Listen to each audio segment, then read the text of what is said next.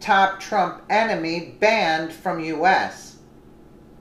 Linda Sarsour worked with a friend as she organized the Women's March against President Trump in January. It turns out that friend lied to Immigration and Customs Enforcement agents. Razmia Youssef O'Day, also spelled Razmia, has been stripped of her U.S. citizenship and permanently banned from our country. She came to the public's attention when she spoke against Trump at the Women's March, as reported by the Daily Caller.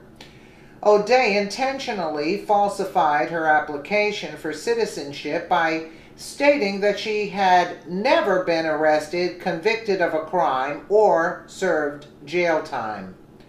O'Day openly admitted to this falsehood in a plea agreement. It had come as a shock to the conservative world that the leftists at the Women's March were listening to Razmia O'Day speak. The Blaze was among the many outlets that pointed out that O'Day had been convicted of terrorism in Israel. O'Day was born in the Palestinian-held territories and participated in 2 terrorist bombings conducted in Israel. One of these bombing sites was a grocery store and resulted in the deaths of 2 young students. The other bombing O'Day helped plan and execute was of a British consulate. Israel convicted her for these crimes in 1970, and she served 10 years in jail there.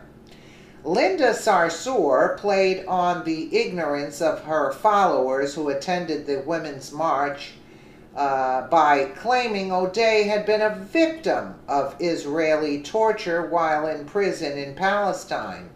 Sarsour, an anti-Israel Palestinian activist, never mentioned why O'Day was jailed.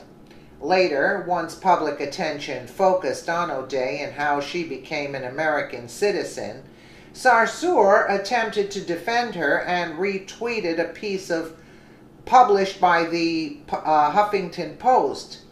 There, activist Mark Lamont Hill argued O'Day had never helped plan or commit the terrorist strikes, but she had admitted to them under torture by Israeli agents.